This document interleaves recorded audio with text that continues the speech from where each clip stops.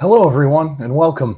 I'm Mark Miller, and this is my weekly video update sharing insights and advice about public relations and communications.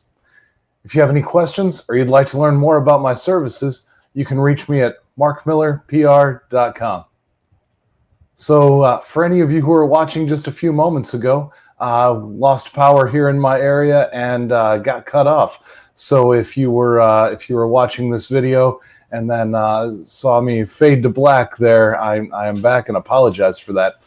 And it's appropriate that it was today's video that happened, because today I'm talking about sharing bad news. Now, that was a very small piece of bad news, but appropriate for the subject matter.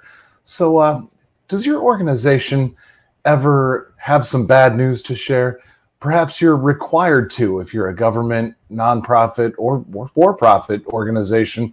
You've got government regulations, SEC regulations. Sometimes you are obligated to share bad news. Other times, maybe it's just a good idea. Sometimes we know that certain things are eventually going to come out, and people will eventually know this unfortunate information about our organization anyway. And so it's a good idea to just get it out there. And like I said, sometimes it's required to put out that bad information. Regardless, there are, it's not the end of the world, and you're going to be able to come back from this. This isn't what we're talking about, crisis communication, where the future or the existence of your organization hangs in the balance. We're just talking about some, in general, bad news, not quite meeting the level of crisis communication. So how do we deliver that? Well, just remember 3 easy steps: be timely, be honest, and establish a path forward. That's it. Easy as that. So let's talk about each one of those. First of all, be timely. You certainly don't want to wait for the bad news to find its way out some other way than by you being able to establish your own narrative for what that bad news is. You don't want a narrative to just kind of grow out there on the internet. You don't want someone else to swoop in and establish a narrative. So what do? You get there first, or if not first, very early on in the situation, and just described, hey, here's what happened. So that's being timely. Second, honesty. Be honest. So does this mean 100% disclosure of every single piece of what went wrong? Likely no.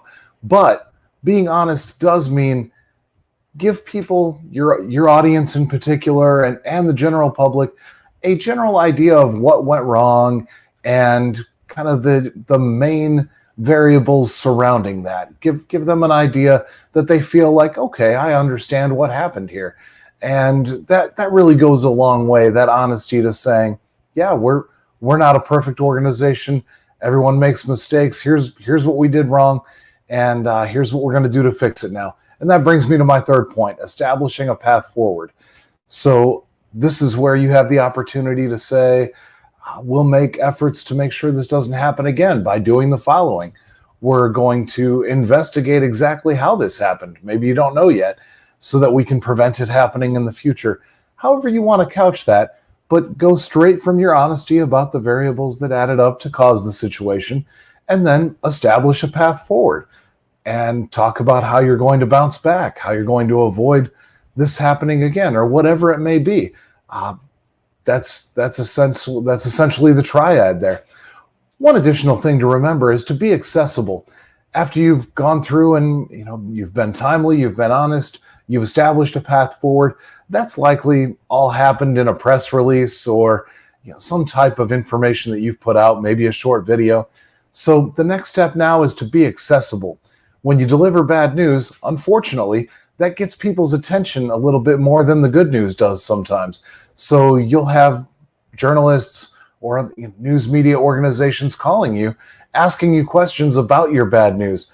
Take a little time ahead of time to think about that and write down, hey, what questions do I hope they ask me? What questions do I think they are going to ask me, regardless of if I want them or not? And what are the worst possible questions I could get? And think through how you're going to answer each one of those, how you might answer each one of those, and what information that you definitely want to revert back to and pivot to after every question you're asked. So think about these to be ready for that media interaction when it comes, because more often than not, when you've got bad news, it's coming. So that's all I've got for today. Just remember, be timely, be honest, establish a path forward. Thanks for watching today. And you know how to reach me with any other questions you might have at markmillerpr.com. Have a great